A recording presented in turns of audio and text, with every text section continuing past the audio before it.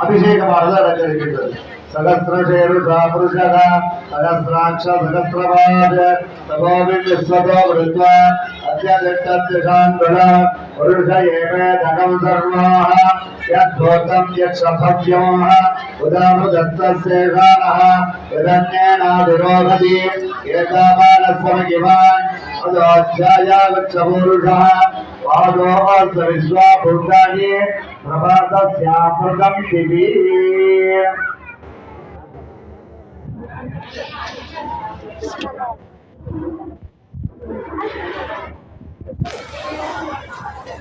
अलंकरणार्थे परिमल दिव्य गंधान् धारयामि.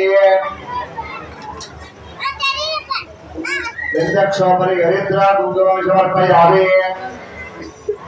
पुष्पमालिकां समर्पयामि.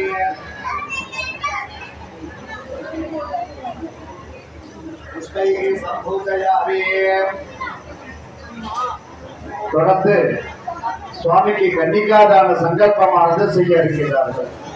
ஓம் பூஹோ மத்தியபூர்வோக்த ஏவங்குண சகல விசேஷேன விசிஷ்டாயாம் அஸ்யாம் வர்த்தமானாயாம் பிரியோதஸ்யாம் ஸ்ரமதிதோ சீதா லக்ஷ்மண ஹனுமத்சமேத வீரகோதண்டராமி சுவாமின்னே யவைகி சூர்யமண்டல பர்யந்தம் கிருதராசே வருஷோபகத்னாவதானேன ஏகேகே யமாமகரிஷண கிரமேண சர்வநாஸ்ய அமகரிஷண சம்மிதக அலோ திரைகி சந்திரமண்டல பர்யந்தம் கிருதராசே வருஷசகத்னாவதானேன ஏகேக திலாமகரிஷண கிரமேண சர்வநாஸ்ய அமகரிஷண சம்மிதக அலோ வாழுகாபிகே திருவமண்டல பர்யந்தம் கிருதராசே வருஷசகத்னாவதானேன ஏகேக ரிஷியானது அழைத்திருக்கின்றது.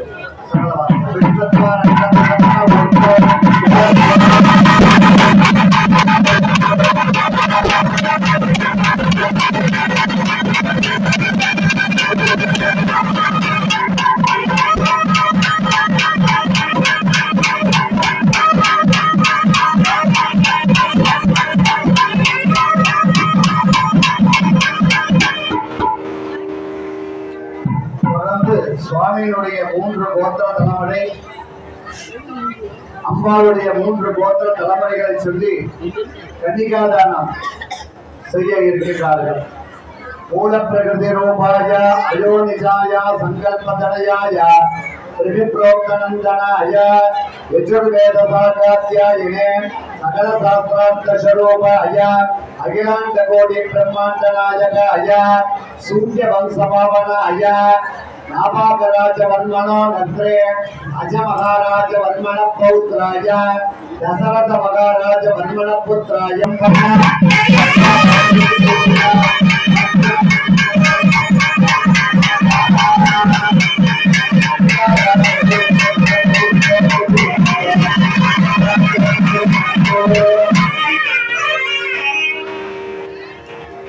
சூரிய வம்சத்துல தசரத மகாராஜருக்கு புத்திரனாக பிறந்த மகாவிஷ்ணுவுடைய அவதாரமான ராமச்சந்திரமூர்த்திக்கு பூமியிலிருந்து கிடைச்ச மகாலட்சுமி உத்தர நட்சத்திரத்துல தோன்றிய சீதையை கன்னிகாதானமானது செய்து கொடுத்திருக்கின்றோம்.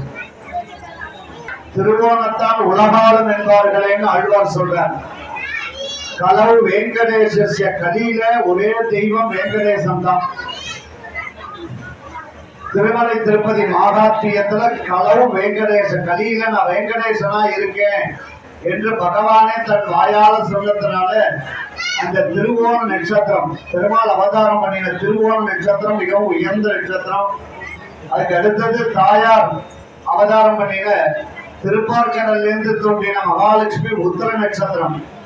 உத்தர நட்சத்திரத்துல பிறந்த மகாலட்சுமி, அந்த உத்தர நட்சத்திரம் மிகவும் உயர்ந்ததான நட்சத்திரம். அடுத்ததாக ரேவதி நட்சத்திரம்.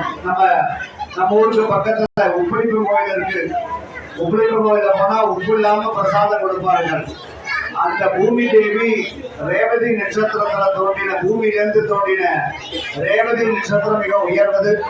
அதுக்கு அடுத்தது ஒரே ஒரு நட்சத்திரம், இந்த ராமர் அவதாரம் பண்ணின புனர்பூசம். எல்லா நட்சத்திரத்திலும் காட்டில புனர்பூசத்துக்கு ஒரு விசேஷம். மரண யோகமே இல்லாத நட்சத்திரம். பஞ்சாங்கத்தை போய் பாருங்க. ஒவ்வொரு நட்சத்திரம் ஒவ்வொரு நாளைக்கு வந்தா மரண யோகம். அனுஷன் ஞாயிற்றுக்கிழமை வந்தா மரண யோகம். நேற்றுக்கு திங்கக்கிழமை வந்தா வர்ண யோகம். மூலம் செவ்வாய்க்கிழமை வந்தா மூலா நட்சத்திரம் செவ்வாய்க்கிழமை வந்தா வர்ண யோகம். இந்த புனர்பூச எண்ணிக்கை வந்தாலும் வர்ண யோகமே கிடையாது. அந்த புனர்பூசத்துல நாள் பொருத்தமா இருந்து கல்யாணம் பண்ணா ரொம்ப விசேஷம்.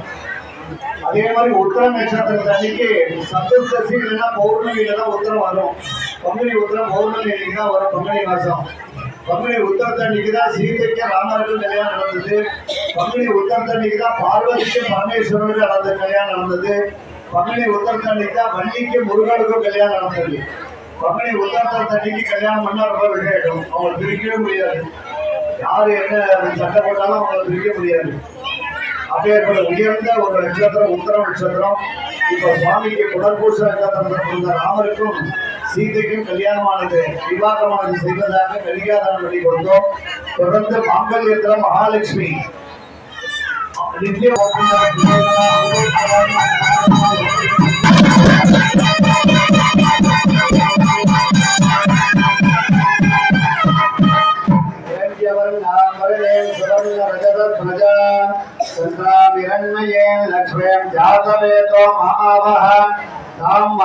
गजातवेतो लक्ष्मी मनपगापिनी